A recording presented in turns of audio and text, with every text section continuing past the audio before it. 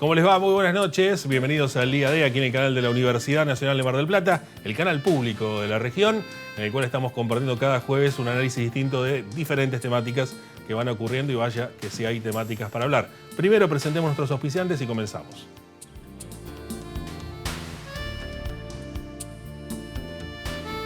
Auspician este programa. Sindicato de Empleados de Comercio Zona Atlántica. UTE, El Libertador. Sindicato Luz y Fuerza, Mar del Plata.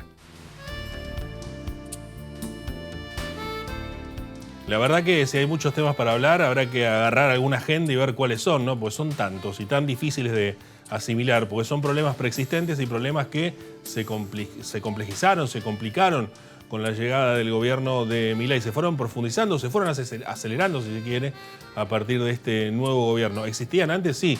¿Se complicaron ahora? También. Las dos cosas son ciertas, pero parece una grieta interminable. Una grieta. Ese es el número que marcan todas las encuestas por estas horas. ¿Y cómo puede ser? Y cuando digo cómo puede ser, algunos lo tomarán cómo puede ser que todavía sigan bancando lo anterior y otros me dirán cómo puede ser que banquen a Milei. Bueno, las dos cosas pasan. Se ha hecho una grieta incluso más profunda, porque eso también se profundizó. Y en los números marcan estas cuestiones de casi una paridad a mitades en torno al esperemos que Milei lo vamos a aguantar unos meses, confiamos en que la cosa va a mejorar, tengamos fe que el año que viene vamos a estar mejor y así sucesivamente, con otro tanto que dice no aguantamos más. Esto es insostenible, la culpa de Milei, hay que hacerle un juicio político a Milei y todo lo que ya hemos escuchado por estas horas. Así están las cosas por estas horas. ¿Sirve eso? Bueno, sí, sirve para tener un poco un parámetro de un gobierno que asumió hace 3 meses y parece que está hace un siglo, ¿no? Teniendo en cuenta lo denso de la situación que se está viviendo. ¿Las situaciones de Milei? Bueno, probablemente no solamente sea Milei por sí solo, sino también Milei sea un resultado de todo lo acontecido en los últimos años, décadas, podríamos decir, con respecto a la República Argentina. Ahora, ¿saben lo que se están preguntando los políticos que están ahí al otro lado? Hay un saludo al chocolate. Hay varios chocolates por Mar del Plata. Un día les voy a contar, y no es el boliche. Otro día vamos a hablar de eso. ¿Saben lo que dicen, lo que están pensando en la casta política, diría Milei? ¿Quién se va a beneficiar con el ajuste que está haciendo Milei? Porque el ajuste hay que hacerlo igual. Ahora están pensando que como este ajuste es brutal, políticamente paga todos los costos Milei, ¿quién se beneficia de ese costo que está pagando hoy este gobierno? Esto es lo que están pensando en la casta política en la jornada de hoy, o en estos días, ¿no? Según lo que he podido escuchar últimamente con algunos referentes. Es llamativo. Es llamativo que aún no se den cuenta que la cosa cambió. Nos guste o no nos guste Milei, nos parezca mejor o peor Cristina, nos parezca Cristina que se fue, no está más. Sepan que la oposición está sin líder, no está más, no quiere saber más nada Cristina. Ese es otro tema. Digo, no hay oposición. Entonces digo, ¿quién va a ser, se pregunta la casta, el que aproveche lo de Milei? Y si la cosa cambió, yo creo que la cosa cambió definitivamente. Y este famoso que no la ven, bueno, evidentemente todavía no ha llegado el mensaje popular de las urnas de diciembre pasado en grandes ámbitos de la política argentina. Vamos a una pausa, quédense que ya volvemos. Viajar en colectivo te conviene. Ahora tenés una respuesta inmediata a todas tus consultas. La nueva línea gratuita de atención al usuario. 0800-333-0701. Viaja asegurado. Viaja tranquilo. Subite a los colectivos de Mar del Plata. Sindicato Luz y Fuerza Mar del Plata. 25 de mayo, 4135.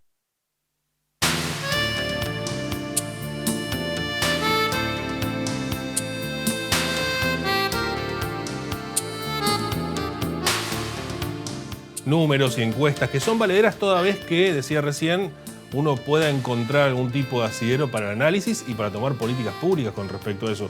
Si no, quedará en ese lugar.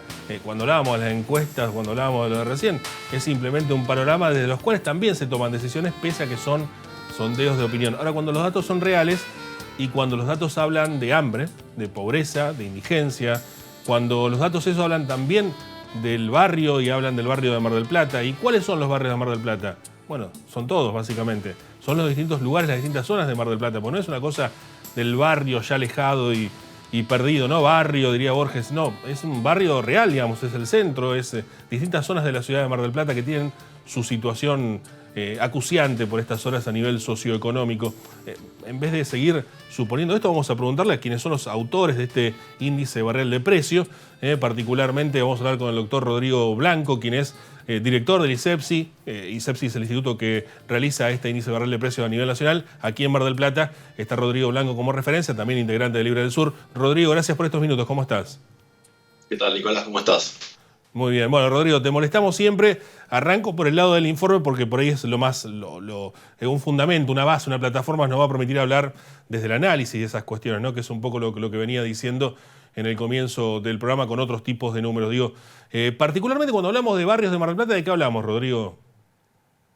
Bueno, hablamos en general, puede haber distintas categorizaciones, ¿no? Cuando hacemos el indicador nuestro, lo que hacemos es relevar comercio de cercanía barrial de toda la gran periferia de Mar del Plata y de Batán, ¿no? Hacemos todo el reglamento de los barrios de General Pueyrredón.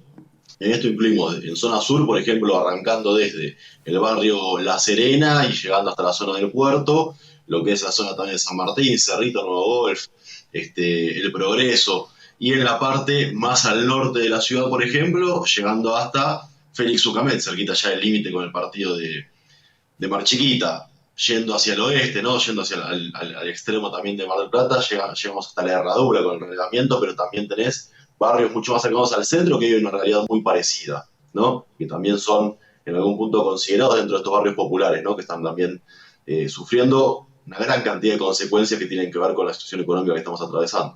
Seguramente. Bueno, yendo a partir de esto, no vamos a hablar del índice que ya estamos esperando lo que tiene que ver con marzo, porque los datos que quedaron, si bien son de hace un par de semanas y parecieran en cualquier lugar del mundo, un par de semanas no debería haber cambiado tanto, pero acá cambian abruptamente todos los días. Quiero ir para el análisis de lo que está ocurriendo. Digo, ¿cómo estás viendo esta situación de los barrios de Mar del Plata? Bueno, en primer lugar, y sí, por ahí arrancando por la parte económica, más allá de la lejanía, ¿no? Con la que nos quedan los datos de febrero de este indicador barrial de precios, lo que tenemos es un despegue cada vez más importante de lo que son el incremento de los precios de alimentos y otros productos esenciales de la canasta básica y el incremento de los ingresos de las familias. Esta brecha se va ampliando mes a mes. Entonces, nos pueden hablar de que hay o no una cierta desaceleración en la inflación, es real, tenemos una inflación oficial relevada por el INDEC del 25 en diciembre, fue del 20 en enero y bajó al 13 en febrero, y todo indica que en marzo va a andar, ¿no? Cercano a esa cifra, entre los 12 y los 13 puntos de inflación. Se va a conocer ahora el 12 de este mes. La realidad es que lo que en ningún momento subió a la par de la inflación fueron sueldos, jubilaciones y otro tipo de asignaciones sociales, con lo cual todos los meses que han transcurrido de gestión de este nuevo gobierno, pero ya se venía dando en los últimos meses de la gestión de Alberto Fernández, lo que tenemos es una caída muy importante y muy acelerada de la capacidad adquisitiva del salario, de la jubilación mínima. Para graficar, por ejemplo, de febrero a febrero, la canasta básica de alimentos se incrementó en un 323%. Y en el mismo periodo, una jubilación mínima se incrementó en un 167%. Claro. Tuvo la mitad de incremento porcentual de lo que tuvo la canasta básica de alimentos. Y no es que eso sucedió únicamente con los alimentos, ¿no? Me quedo con la jubilación y con ese segmento de la población, ¿no? De los adultos mayores. Medicamentos tuvo un incremento por encima de los alimentos. Claro. Venía no tan agudo ese problema del precio de los medicamentos, pero con el salto evaluatorio y la desregulación del mercado de medicamentos, eso rápidamente tuvo un impulso que tiene hoy subas del 400% interanual en promedio. Claro. Sí, que me he dicho sea de paso, medicamentos que por estas horas, digo estas horas porque podría decir esta semana, pero la semana empezó tarde, ¿no? Empezó un miércoles, digamos, volvieron a aumentar, y lo que están diciendo los farmacéuticos con preocupaciones, más allá de que hay un aumento, que han caído las ventas, y por supuesto sigue siendo también un comercio, una farmacia, por supuesto, digo, más allá de eso, la preocupación que tienen los farmacéuticos, que es muy noble, por cierto, es que el 70% de los medicamentos que se dejaron de comprar son medicamentos recetados, es decir, gente que necesita para un tratamiento este tipo de medicación, ¿no? A ese punto hemos llegado con respecto a eso. Y pregunto, Rodrigo, ¿cuál es la brecha que vos marcás donde esta tendencia se da? Digo, esto que vos decís, salario, jubilación, escandalosamente pierde por nocaut ante lo que son los aumentos. ¿Cuánto hace que ustedes vienen relevando esto y se van notando que esta situación es grave? No, a ver, la situación de pérdida de capacidad adquisitiva se da casi en cualquier contexto de alta inflación. Y venimos en un contexto de alta inflación ya desde hace más de un año, ¿no? De realmente alta inflación, ¿no? Por encima de los 100 puntos interanuales. Pero hoy estamos por encima de los 300 interanuales cuando hablamos de alimentos, ¿no? Y estamos en los 293 puntos en el último relevamiento del IPC del INDEC. Entonces, cuando estamos en estos niveles y no hay una política justamente de acompañar el ingreso, que el ingreso acompañe, digo, el aumento de los bienes a consumir mensualmente, efectivamente se da una degradación mucho mayor de la capacidad adquisitiva, y esto se ha profundizado sin dudas en los últimos 4 meses, de diciembre a esta parte, porque nosotros veníamos con números mensuales de inflación de entre el 7 y el 12%, ¿no? La peor cifra de inflación mensual fue del 12% en la gestión económica de Sergio Massa en el Ministerio de Economía. Pasamos a tener en diciembre un 25%, o sea, el doble del peor registro que habíamos tenido previamente, y pasamos a tener en enero un 20%, ¿no? Y ahora estamos casi celebrando que llegamos a 13 puntos, que es un número más importante de lo que fue la peor cifra registrada de inflación mensual en la anterior gestión. Entonces, veníamos mal, pero la profundización fue muy violenta, fue muy abrupta, y aparte tuvimos en el medio casi un congelamiento de jubilaciones hasta este mes, un congelamiento literal de gran parte de los programas sociales. El Potenciar Trabajo, que es un programa que tiene más de 1 millón de titulares, está congelado en la cifra de 78.000 pesos mensuales, que no alcanza hoy ni para un cuarto de la canasta básica de alimentos. Y tenemos en el sector de los salarios una diferencia importante según el convenio colectivo que uno mire, pero en general una tendencia, una política pública impulsada por el gobierno de tirar a la baja las paritarias. Las paritarias que han cerrado números interesantes que intentan al menos empatar con la inflación no son homologadas por el Ministerio de Trabajo, lo cual trae grandes inconvenientes también, ¿no?, a la hora de su aplicación concreta. Y muchas no han logrado cerrar ni hablar de lo que es el empleo estatal y todo lo vinculado, ¿no?, al trabajo en el Estado, en distintas dependencias, que no ha tenido o ha tenido muy magros incrementos. Esto lo que implica es rápidamente una caída del consumo, que es lo que se está viendo y lo está planteando ya desde enero la CAME, ¿no? La Cámara Argentina de Medianas Empresas planteó, por ejemplo, en el rubro de farmacias, un 45 puntos porcentuales de caída interanual en el consumo y 35 puntos interanuales de caída en el consumo de alimentos y bebidas, ¿no? Son rubros verdaderamente sensibles. Y ahí se ve una caída del consumo. No es que vemos una caída del consumo en el área del turismo y la recreación nada más, que implicaría que cierta clase media o media alta está de alguna forma cuidando mejor el ingreso, ¿no? Lo que Sí, hasta ahí nomás. Y también consumo. cayó ahí y también afecta a distintos sectores, porque Mar del Plata es la fuente de trabajo principal, digamos, ¿no? Desde Pedro y José Luro para acá vivimos el turismo y la pesca, digamos. O sea que si no anda el turismo está complicada toda la sociedad. O sea que también afecta. También afecta, por supuesto, pero digo, no es que solamente está afectando de que la gente empezó a recortar, si se quiere, el gasto ocioso. No, no, hay un recorte en el gasto esencial. ¿Por qué? Porque justamente los sectores de menores ingresos son los que primero se ven afectados con semejante dinámica inflacionaria, no acompañada por un incremento acorde de los ingresos vía jubilaciones, vía salarios o vía otro tipo de asignación social. Entonces, hay una caída del consumo, se cae el consumo de los bienes esenciales para llevar adelante la vida de cualquier familia, y esto genera una situación de angustia, la falta total de la posibilidad de planificar la vida familiar, y esto se da también en otros estamentos del Estado. Por ejemplo, hablamos de la educación, ¿no? Y hablamos de la educación superior. La universidad está con una incapacidad total de planificar cómo va a llevar adelante la educación superior de miles y miles de estudiantes, porque no sabe con qué presupuesto va a contar. Tiene un presupuesto prorrogado el año anterior que le llega para funcionar mal hasta mayo.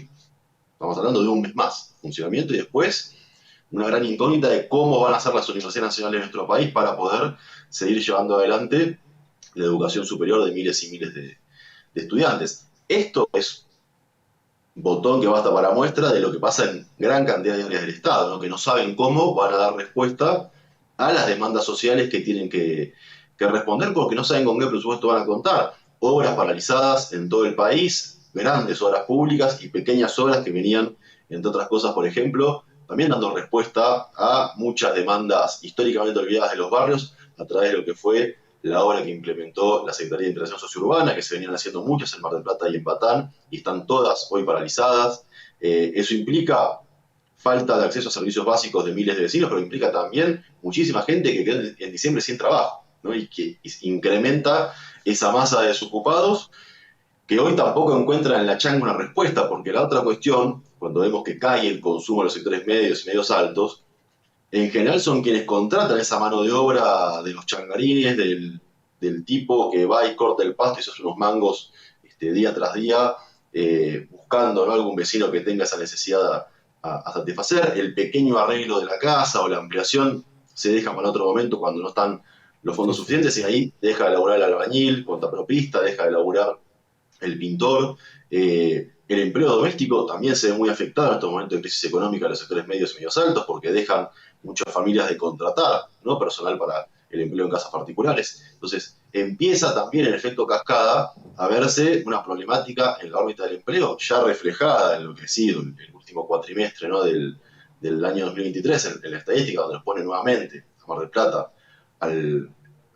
encabezando el ranking de desocupación nacional y con números ya muy elevados también de pobreza. Seguro, digo. Y todo esto, Rodrigo, porque ahora vamos a un planteo que no, al complejo de zona crítica es incluso más relevante, me parece, para el trabajo que ustedes hacen. Si yo fuese, digo, no es estadístico lo mío, por supuesto, a comprar los productos básicos que ustedes me dicen para comprar, a mí me sale más caro incluso que lo que marcan ustedes. O sea, ustedes están comprando lo mínimo de lo mínimo, digamos, ¿no? Y así todo a estos números que dejan de lado a muchísimas personas. Totalmente. Bueno, el reglamento siempre, por supuesto, mantiene la misma metodología, ¿no?, que es relevar de los 57 productos que determina el INDEC que componen una canasta básica de alimentos, que el criterio que se utiliza para seleccionar esos productos es los que deberían cubrir el requerimiento energético mínimo de una familia de 4 integrantes, 2 adultos y 2 niños o niñas, pero obviamente que no todas las familias tienen la misma alimentación y que si hay alguna necesidad alimentaria particular en el hogar, eso ya implica gastos mayores, y que estamos siempre relevando el producto más barato para cada categoría relevada. Entonces, si yo voy a hacer el relevamiento del indicador y tengo 4 marcas distintas de arroz, relevo siempre la marca más barata, ¿no? Y a partir de ahí se llega, obviamente, a este promedio, ¿no?, de los productos más baratos que se han relevado en todos los comercios de cercanía barrial que relevamos mensualmente. Y sin contar alquiler, digo, el transporte, ¿qué cuentan de eso? Nosotros relevamos únicamente la canasta básica alimentaria. Son 57 productos alimentarios, bebidas y alimentos, que se contemplan para cubrir estos requerimientos energéticos mínimos y que a febrero ya superaban los 282.000 pesos por una familia de 4 integrantes. No contempla gastos en alquiler, ni en vivienda, ni en mantenimiento del hogar, ni en servicios públicos, ni contempla tampoco gastos en salud, en educación, en ocio y recreación, que sí están contemplados, en realidad ponderados, ¿no?, con el indicador que nos da la canasta básica total. Nosotros, a partir de relevar la canasta básica alimentaria, podemos llegar también a dar el número de canasta básica total, que estuvo ya para febrero casi en los 600.000 pesos, por una familia tipo en Mar del Plata. Ahí tampoco en realidad se contempla el alquiler. ¿Por qué? Porque esto es una metodología que tiene el INDEC ya desde hace muchos años, de que llega a la canasta básica total. Esto es un poco complicado, voy a intentar explicarlo sencillo, pero lo que hace es tomar la encuesta permanente de hogares y a partir de ahí ponderar qué porcentaje del gasto total de una familia es en alimentos. A partir de eso proyecta que si la canasta básica de alimentos cuesta este monto de dinero, el otro porcentaje para llegar al total del gasto familiar es esa canasta básica total. No es que hay un relevamiento rubro por rubro para llegar sumando a una canasta básica total, sino que se proyecta el peso en el gasto total de la canasta básica de alimentos. A ver, Rodrigo, vamos un poquito ahí, sí, sobre los números que han quedado. 288 era para la canasta alimentaria, o sea, la indigencia, y 600, decía más o menos, para la canasta básica total. 300 y 600, vamos a ponerle porque febrero tuvo 29, sí. Pone día más, día menos. Son 10 lucas por día para comer, básicamente, y comer lo mínimo de la marca más barata que haya, en el comercio más barato que haya, digamos. Esto es lo mínimo indispensable. 600 para comer e ir al colegio público y algún guardapolvo, digamos, no mucho más que eso. Exactamente, sí, estamos hablando de eso, y que por supuesto también después eso empieza a tener otros impactos. El impacto, por ejemplo, del transporte público a pasajeros, que subió ahora su boleto de forma desmesurada a 750 pesos en los viajes más cortos, ¿no? Esto tiene un impacto fuertísimo en trabajadores formales, incluso que están ganando un salario mínimo. Yo lo decía el otro día, hablando con otra gente, me planteaban cómo era la realidad del transporte público en otros países. No existe país del mundo en donde un trabajador formal, que hoy tiene un salario mínimo, ¿no? Si hay muchos trabajadores con el mínimo de 202.000 pesos hasta el último mes, que tenga que destinar el 18% de su ingreso para ir y volver al trabajo usando un solo colectivo. Porque esa es la cuenta, si trabajás 6 días por semana, a 1.500 la ida y vuelta, estás gastando 36.000 pesos mensuales, que es el 18% de un salario mínimo vital y móvil. Solamente para ir y volver al trabajo. No estamos hablando de movilizarte para llevar un hijo a la escuela, ni para ir al hospital, ni para ir a comer a algún familiar. No, únicamente ir y volver al trabajo cuesta el 18% del ingreso mínimo. Sí, y si tenés un autito, la nafta cuesta un 1,8% más por el impuesto municipal y así vamos con todo, digamos, ¿no? Y eso no tiene tanto que ver mi ley. Tiene que ver, sí, tiene que ver, no tanto. Digo, es más local, ¿no? Es más la estructura del municipio y los concejales también, muchos de ellos que se lavan las manos y más que decir alguna cosa le siguen dando las facultades al intendente. Esa va a mi cuenta, Rodrigo, quédate tranquilo. Pero sería ahora que en vez de seguir declarando funcionario ilustre se pongan a trabajar en pos del pueblo, que la está pasando bastante, pero bastante mal. Volviendo, Rodrigo, a esta cuestión, y los más afectados siguen siendo los más vulnerables, ¿no? Vos decías hoy, no aumentan las jubilaciones, no aumentan las asignaciones, digamos, lo que tiene que ver, si bien hubo un aumento de asignaciones familiares y un aumento de jubilaciones, es recién ahora, fueron 3-4 meses que se complicó la cuestión, digo, está afectando directamente al núcleo de la cuestión, ¿no? A lo más vulnerable que hay. Está afectando directamente en el ingreso, por supuesto, no se están planchados las jubilaciones y el salario mínimo, más allá de los aumentos que sean, siempre están muy por detrás de la inflación, siguen estando muy retrasados respecto a la inflación de los últimos 12 meses.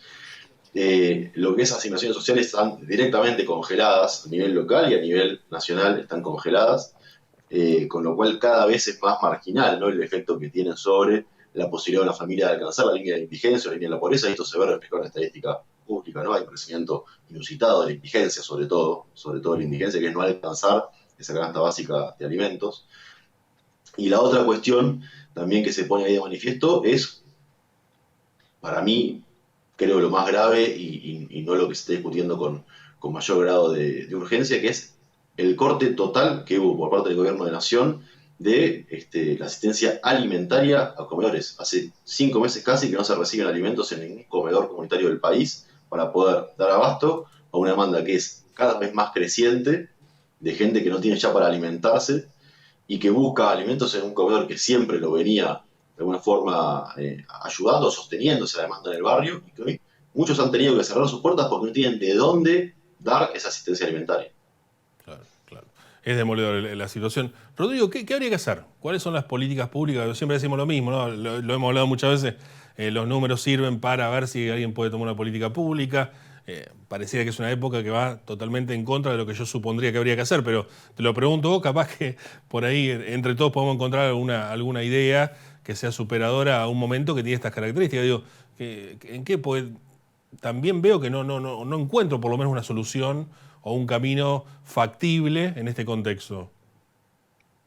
Bueno, yo creo que hay dos grandes preocupaciones cuando uno habla con cualquier familia en el almacén, en la cola del banco, donde fuera, es poder comer y poder pagar los servicios. Me parece que ahí tiene que estar puesto el esfuerzo de cualquier gobierno, ¿no? En garantizar que esos dos derechos, el derecho a calefaccionarse, a contar con el servicio eléctrico y poder alimentarse en forma correcta, estén garantizados.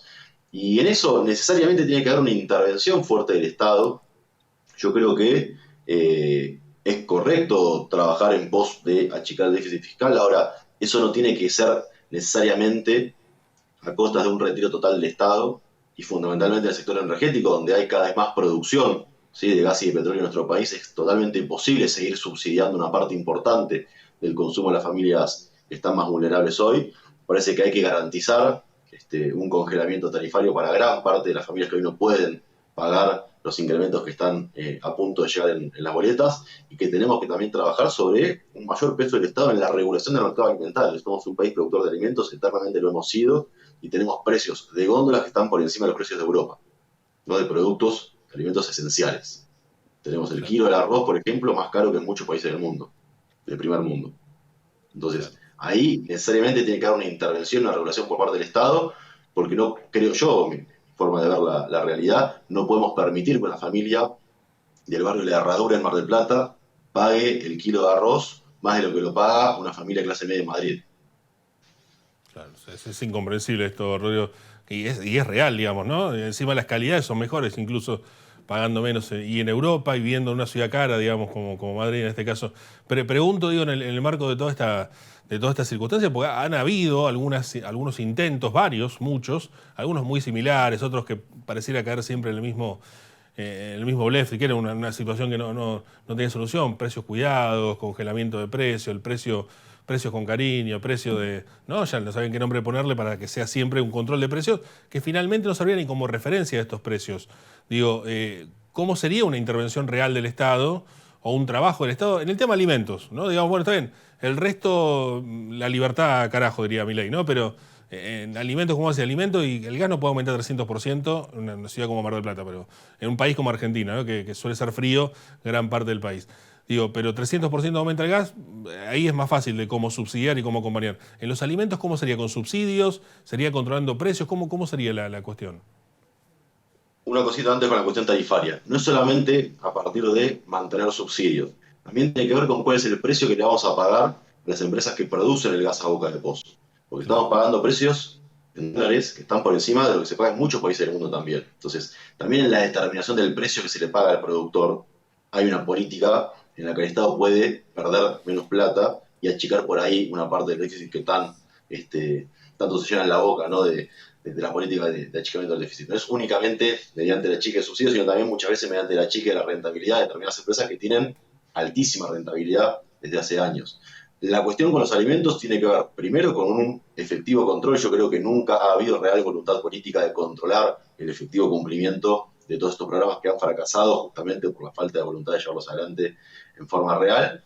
Pero también tiene que haber una política de mediano plazo por parte de nuestro Estado para desconcentrar el mercado de alimentos que está altamente concentrado en la producción y sobre todo también en la venta de las grandes superficies comerciales. ¿No? Hay pocas cadenas de supermercados a nivel nacional que concentran casi 70% de la venta de alimentos y hay 7, 8 grandes empresas que concentran entre el 60 y el 70% de la producción de los alimentos, de la canasta básica de alimentos que consumimos habitualmente. Entonces, eso genera las condiciones de posibilidad de que haya efectivamente formación de precios por parte de grupos oligopólicos y en eso hay que trabajar generando y potenciando, ¿no? La presencia en el mercado de muchos pequeños y medianos productores y de muchos también puntos de venta que no tengan que ver con los grandes centros comerciales.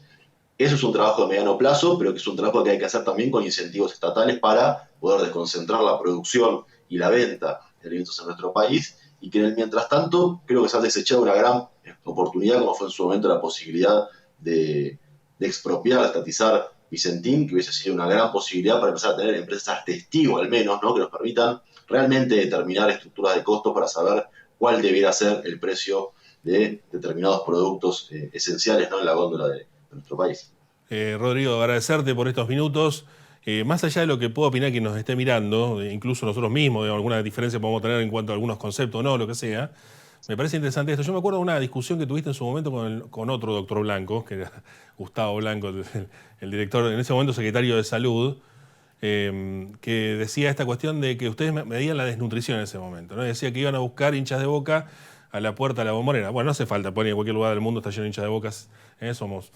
Felicitaciones a Boca Juniors que ha sido ayer su aniversario. Pero digo, más allá de eso, a mí me parece que es interesante la cuestión de visibilizar estas cuestiones, ¿no?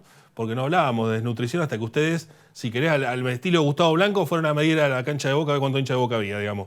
Pero hay que mostrar estas cosas. Ustedes siguen visibilizando esto y nos permitimos seguir discutiendo esta cuestión con preocupación.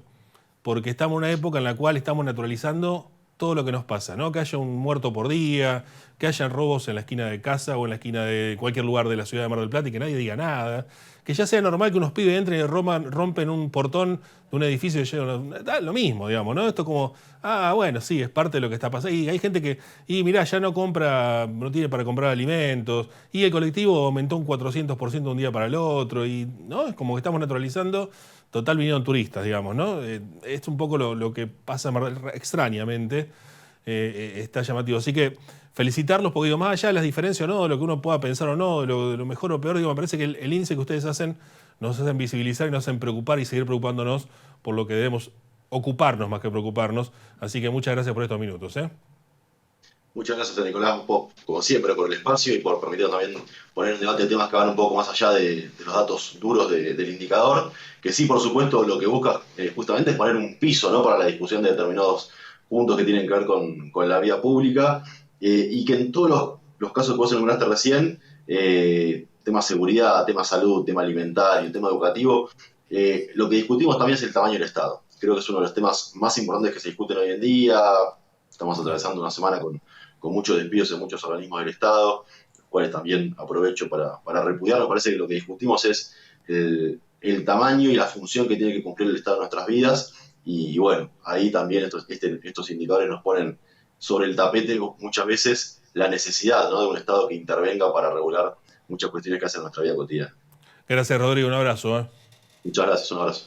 El doctor Rodrigo Blanco del ISEPSI, el Índice Barrial de Precios, Libre del Sur, bueno, presentando esta temática tan acuciante en la situación de los barrios de Mar del Plata. No tenemos tiempo, así que los esperamos el próximo jueves aquí en el canal de la Universidad Nacional de Mar del Plata. Que tengan buena noche y será hasta la próxima. Chau.